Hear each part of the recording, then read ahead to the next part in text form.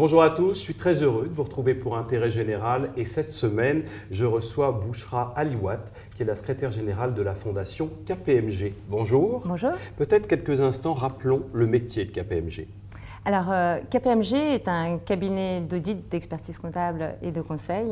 Donc, c'est un cabinet pluridisciplinaire qui a une implantation de 240 bureaux donc sur tout le territoire et qui comprend 9600 collaborateurs en France. Alors vous, qui nous regardez sur les chaînes de télévision à travers les territoires, vous avez vraisemblablement un bureau KPMG à côté de chez vous. Ce que vous savez moins, c'est qu'il y a une fondation KPMG qui s'engage, Bouchra, dans des angles d'attaque très déterminés. Absolument. Alors, il faut savoir que ce projet de KPMG de créer cette fondation a été lancé maintenant il y a 12 ans. Donc ça fait très longtemps que KPMG pensait à s'impliquer dans la société, à s'impliquer justement sur ces territoires et créer une fondation, ça paraissait à l'époque, et c'est encore aujourd'hui bien entendu, une très bonne manière de matérialiser son engagement social et sociétal. Et donc lorsque cette fondation a été créée, l'objectif était aussi d'impliquer des collaborateurs dans ce projet d'entreprise.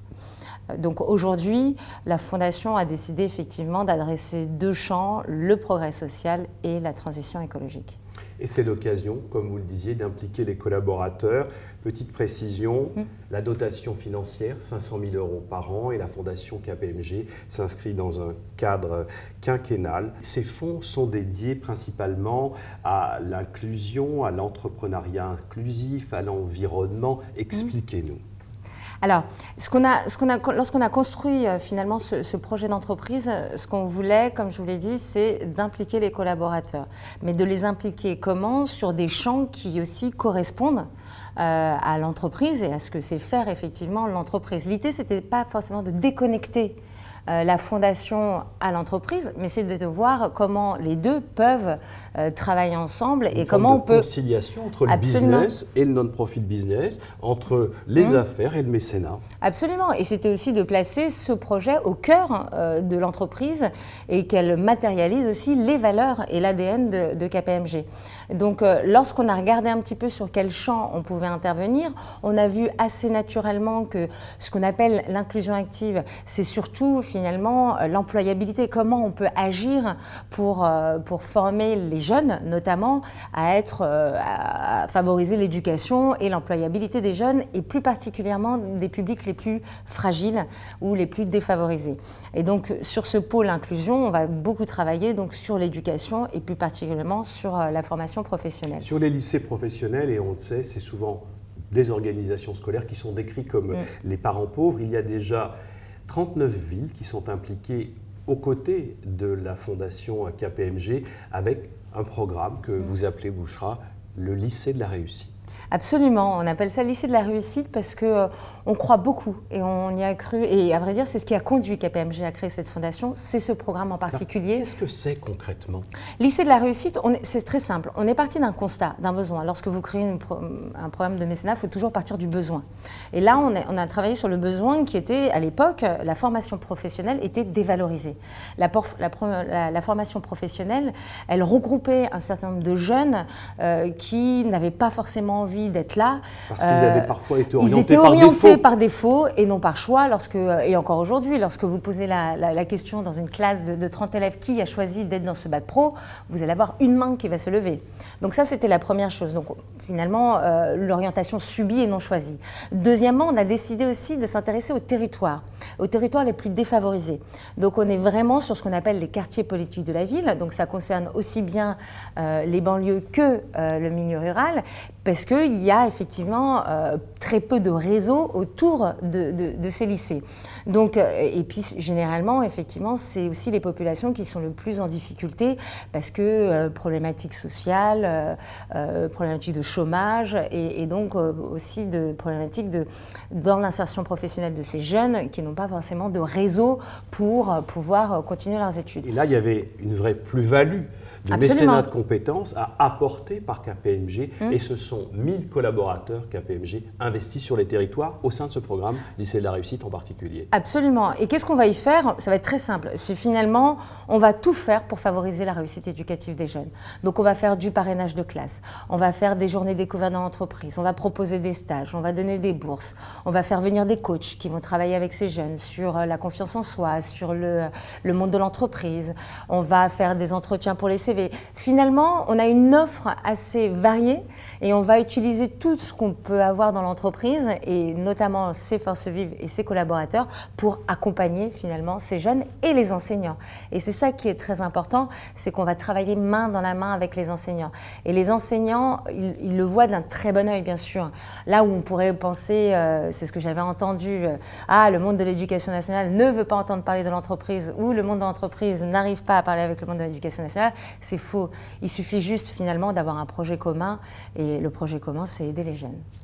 Autre engagement de la Fondation KPMG, l'entrepreneuriat inclusif. Et là aussi, commençons par quelques éclairages.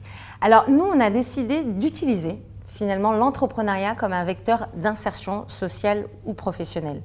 Et donc on s'est dit que, forcément étant nous, cabinet d'audit, d'expertise comptable et de conseil, donc très proche finalement du monde économique, on s'est dit qu'effectivement l'entrepreneuriat pouvait être un véritable levier aussi contre le chômage, pour aussi développer tout un écosystème et développer des territoires. Alors là, quelles sont les cibles que vous accompagnez pour développer, contribuer à soutenir l'entrepreneuriat sur les territoires? Eh ben, on va aller plutôt sur ce qu'on appellera des cibles un peu prioritaires. Donc on va surtout aller vers, par exemple, les femmes, l'entrepreneuriat auprès des femmes.